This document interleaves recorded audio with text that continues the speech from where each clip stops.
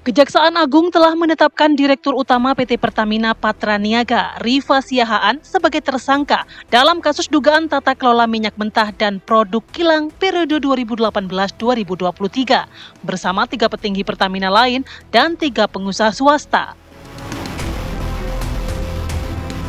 Salah satu modus yang dituduhkan kepada tersangka adalah mengoplos bahan bakar minyak beroktan RON 90 atau Pertalite menjadi RON 92 atau Pertamax.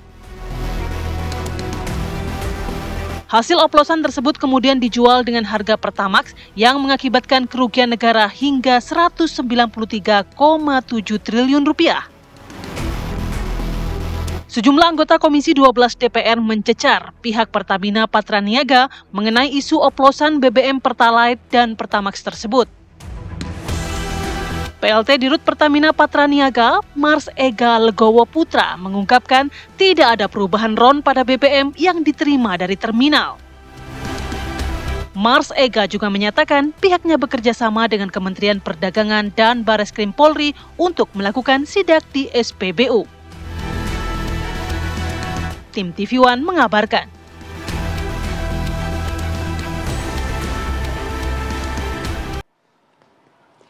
Ya, pemirsa, Kepala Pusat Penerangan Hukum Kejaksaan Agung Harli Sergar membeberkan bahwa korupsi tata kelola minyak mentah Pertamina Patraniaga ini berlangsung dari tahun 2018 hingga 2023. Betul, Kapus Penkum juga menyebut pihak Pertamina Patraniaga ini membayar dengan nilai RON 92. Padahal dalam kontrak itu di bawah oktan yang berlaku, sehingga barang yang datang ini ternyata tidak sesuai dengan harga yang dibayar. Yang diperoleh oleh penyidik ya terkait bahwa Pertamina Patraniaga melakukan pembayaran dengan nilai RON 92. Padahal di dalam kontrak itu di bawah 92. Katakan RON 88. Artinya barang yang datang tidak sesuai dengan price list yang dibayar. Sudah? Nah, kami sampaikan bahwa bagaimana kelanjutan terhadap katakanlah produk kilang yang sudah diimport ini. Kan ini akan ditempatkan di tempat tertentu. Depo misalnya, storage, ya. Nah, penyidik juga sekarang sedang melakukan pendalaman. Sesungguhnya sedang melakukan pendalaman, akan berkoordinasi juga dengan ahli, ya. Tetapi karena peristiwa ini kan peristiwanya sudah lewat. Ini peristiwanya 2018-2023. Jadi yang kami sampaikan ke publik, ke media adalah fakta hukumnya. Itu. Jadi maksud kita, rekan-rekan media, supaya ini juga bisa diinformasikan. Jangan seolah-olah bahwa peristiwa itu terjadi juga sekarang. Nah, ini kan bisa membahayakan di satu sisi, ya. Fakta hukumnya ini di 2018-2023 dan ini sudah selesai. Minyak ini barang habis pakai. Jadi kalau dikatakan stok 2023 itu nggak ada lagi. Dengan kasus ini kayaknya saya menyadari bahwa di Indonesia ini bukan BBM yang langka, tapi kejujuran. Wah, orang kita punya produk sendiri, punya BBM, tapi masih mau ngimpor.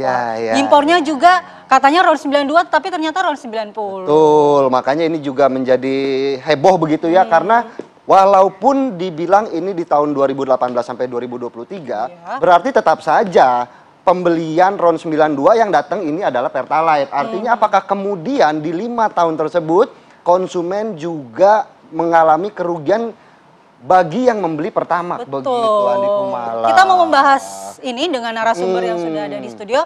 Sudah hadir Bang Ramson Siagian, anggota Komisi 12 DPR RI. Selamat pagi Bang Ramson. Selamat pagi Bang Ramson. Kemudian juga daring sudah bergabung Mas Rio Priambodo, Kepala Bidang Pengaduan dan Hukum YLKI. Selamat pagi. Selamat pagi Rio. Bang Rio. Selamat pagi juga Bang Ramson, salam kenal Pak.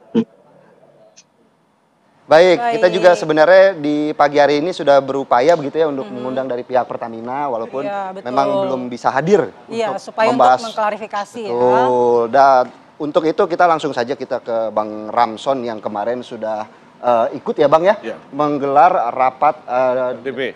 Betul, RDP dengan Pertamina. Pertamina Patraniaga dan juga perusahaan-perusahaan swasta yang mendistribusikan BBM seperti Shell, AKR BP, Vivo ya. dan juga Exxon. Iya. Jadi semua sebenarnya tadinya materi utama rapat dengan pendapat dan rapat dengan pendapat umum, karena RDP itu dengan Pertamina, kalau dengan perusahaan-perusahaan swasta itu namanya RDPU, jadi gabungan untuk mengecek dan mengetahui kesiapan semua perusahaan-perusahaan yang bergerak di bidang distribusi BBM soal keterjaminan, keamanan, ketersediaan BBM menjelang Idul Fitri. Harusnya itu ya. Itu sebenarnya inti dari rapat itu. Jadi itu sudah diagendakan sejak 2 minggu sebelumnya. Jadi kemarin kita memang melihat bahwa persiapan cukup lumayan. Seperti Pertamina yang mereka punya stok average-nya sekitar 18 hari ke 21 hari. Di rapat itu juga saya meminta agar ditingkatkan untuk sekian lama itu menjadi 25 hari agar supply BBM selama menjelang Idul Fitri dan sesudah Idul Fitri itu betul-betul terjamin ketersediaannya. Nah, dengan adanya kasus ini kemarin dengan adanya kasus ini jadi berkembang di dalam agendanya lain-lain karena sangat aktual. Jadi sehingga menjadi perdebatan yang seru juga, malah jadi kita cek langsung bukan hanya ke Pertamina Patraniaga sebagai subholding atau anak perusahaan dari Pertamina Pusat, yang mereka tugasnya adalah mengimport BBM dan mendistribusikan BBM dan LPG ke seluruh masyarakat di Indonesia.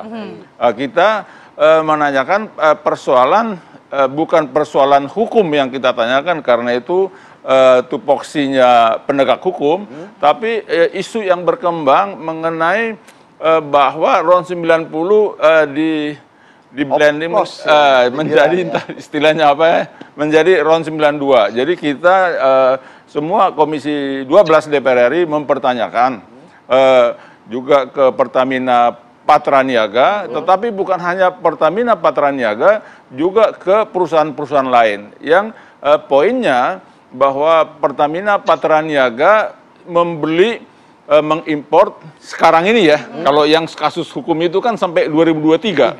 Betul. Sekarang ini dan sebelumnya ini bahwa yang dibeli adalah RON 92. Jadi basis bahan bakarnya, basis fuelnya adalah RON 92, hanya dicampur aditif untuk memperbaiki kualitas dari Pertamax tersebut, ditambah dengan pewarna. Jadi mungkin tadinya warna-warna asli, tapi karena kan warna itu kan untuk mengetahui apakah ini termasuk kategori Pertalite, Pertamax ataupun Pertamax Turbo. Berbeda begitu ya? Beda ya, betul. Nah, jadi kita tanya yang lain juga melakukan begitu. Jadi mereka beli, mereka import yang basisnya RON 92, tapi juga mencampur aditif juga. Cuman mungkin brandnya beda-beda, kita tidak tahu ya. Jadi yang juga AKR yang lain yang menjual RON 92 dengan nama yang beda-beda, tetapi sesudah diimport RON 92 itu diadakan campuran juga dengan aditif untuk meningkatkan kualitas dari bahan bakar tersebut, BBM tersebut, yang untuk Pertamina disebut Pertamax. Jadi kalau mengenai RON 88, RON 90, RON 92, sebenarnya RON 88 kalau dulu memang kan premium masih banyak. Apalagi kita dulu waktu masih Komisi 7 DPR RI meminta kalaupun dirubah jadi Pertalite tetap tersedia premium waktu itu. Jadi itu RON 88. Jadi itu berubah menjadi RON 90 itu Pertalite yang memang oktannya lebih tinggi. Ke Pertamax yang non subsidi itu RON 92. Memang mungkin Pertamina lebih untung kalau dari Pertamax, karena ini kan tidak bersubsidi. Jadi harga pasar. Kalau Pertalite masih harga ditentukan, Pertamina harus membuat laporan dan diaudit oleh BPK selisih harga itu yang ditentukan itu diganti oleh pemerintah melalui belanja negara di APBN. Itu bisa nilainya bisa sampai 100 triliun diganti oleh pemerintah. Pertalite itu selisih harga diganti oleh pemerintah. Seperti kemarin Vivo mereka menjual RON 90 harganya 13.000. Beda 3.000 ya? Iya, beda 3.000. Kalau Pertamina RON 90 yang disebut Pertalite menjual dengan harga mungkin 10.000 kali. Iya, karena kan memang subsidi ya. Iya, kebetulan saya nggak pernah Tapi pakai Bang, Pertalite ya, iya, jadi Pertamax. Kalau data dari Kejagung kan memang RON 88 dan RON 90 ini di tahun 2018 dan 2023 inilah yang dilabeli dengan RON 92. Klarifikasinya seperti apa, Bang? Saya pikir mungkin memang perlu masih diteliti soal itu, karena waktu itu RON 88 juga masih dipakai premium untuk masyarakat. Waktu itu masih menggunakan premium di SPB itu masih dijual premium, itu RON 88. Pertalite RON 90.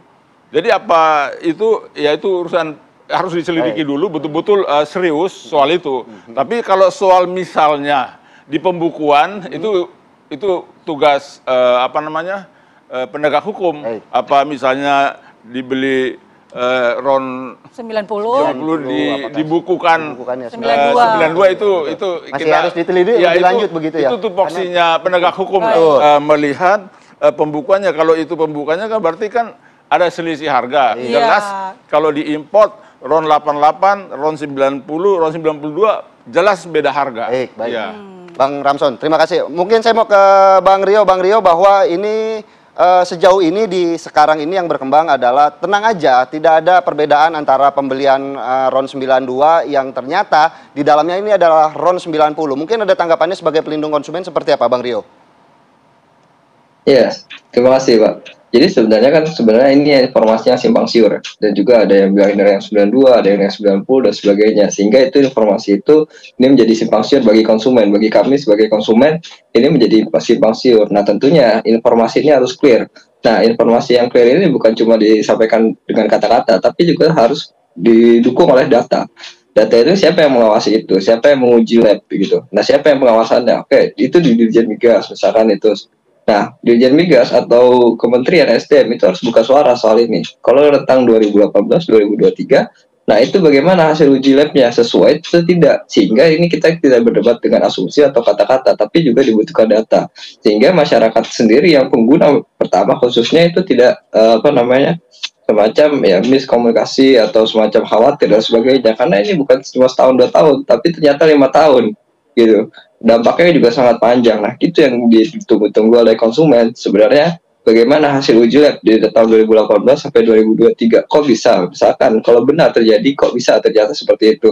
Bagi kita mempertanyakan pengawasan prapasarnya seperti apa? Apakah sama ini pemerintah hanya membuat suatu standar saja tanpa melakukan uji lab prapasar, dan juga bagaimana pengawasan prapasar. Nah, kemarin RDP di Komisi 12 saya pikir itu juga sudah disampaikan juga, ada pengawas eksternalnya juga. Nah, kita mempertanyakan pengawasan eksternal itu yang selama ini dilakukan seperti apa? Kementerian Perdagangan, Kementerian SDM dan sebagainya. Nah, itu harusnya mereka buka suara semua. Artinya gini, ya ini harus informasi ini harus clear. Mereka ini harus clear bagaimana duduk bersama, mereka membuka jumpa pers, sehingga ini kami sebagai konsumen itu clear sebagai informasi gitu. Jadi tidak dengan ada satu pihak dan sebagainya. Jadi semuanya harus duduk bersama untuk menyampaikan informasi ini kepada kami sebagai konsumen, sehingga kami tidak bertanya-tanya seperti apa selama ini. Dan juga sebenarnya ini rentangnya waktunya cukup lama, kurang lebih 5 tahun gitu. Nah, ini jangan sampai pengawasannya ini jangan sampai kedua orang gitu. Ternyata 5 tahun gitu. Nah, kalau misalkan benar terjadi, bagaimana sih selama ini? Nah, itu yang betul kita evaluasi bersama gitu. Nah, sini ada Komisi 12 DPR. Nah, sama-sama yuk kita benahi distribusi, proses produksi sampai distribusi sampai konsumsi, sehingga ini benar-benar aman sesuai dengan ketentuan dengan undang-undang. Nah, dimandatkan Undang-Undang Perlindungan Konsumen bahwa pasal 8 bahwa semua itu sesuai dengan standar dan ketentuan. Nah, standar yang khusus dalam BBM dalam hal ini adalah mengacu dengan aturan dari pemerintah yang dikeluarkan oleh Migas. Nah, kita tinggal menguji apakah di tahun 2018 sampai 2023 standar itu sudah sesuai dengan yang ditetapkan oleh pemerintah atau tidak. Nah, ketika sesuai dengan standar atau tidaknya, maka itu harus didukung dengan data-data uji ilmiah gitu. Nah, itu yang harus disampaikan kepada publik. Nah, ketika 2018 dan 2023 ternyata memang kita menguji fakta hukum ya, nanti apakah hasil uji lab ya memang berbeda dan sebagainya, maka baru kita bicara nanti bagaimana solusi bagi konsumen, entah kompensasi, ganti rugi dan sebagainya, sehingga ya konsumen yang menikmati hal ini atau yang sudah membeli suatu pertama ternyata RON-nya tidak sesuai, nah itu kan harus ada suatu bagaimana mekanisme penyelesaian sengketa di sini, apakah kompensasi maupun ganti rugi dan sebagainya. Tapi sebelum masuk ke sana, saya pikir ini adalah informasi yang utuh dulu harus disampaikan oleh pemerintah, karena kami sebagai konsumen harus berhak mendapatkan informasi benar, jelas dan jujur. Sebab itu ya kita dalam hal ini kita berharap bisa mempertanyakan kepada pemerintah untuk bisa duduk bersama dan juga menyampaikan kepada publik atau kepada kami sebagai konsumen terkait dengan apa informasi yang terjadi dan juga bagaimana hasil uji lab di tahun 2018 sampai 2023. Iya, Bang Rio, berarti untuk saat ini dan juga di rentang waktu 2018 hingga 2023, adakah aduan-aduan yang sudah masuk oleh konsumen kepada YLKI? Nanti dijawab setelah jeda, kita jeda terlebih dahulu. Pemirsa, kita lanjutkan setelah pesan-pesan berikut ini.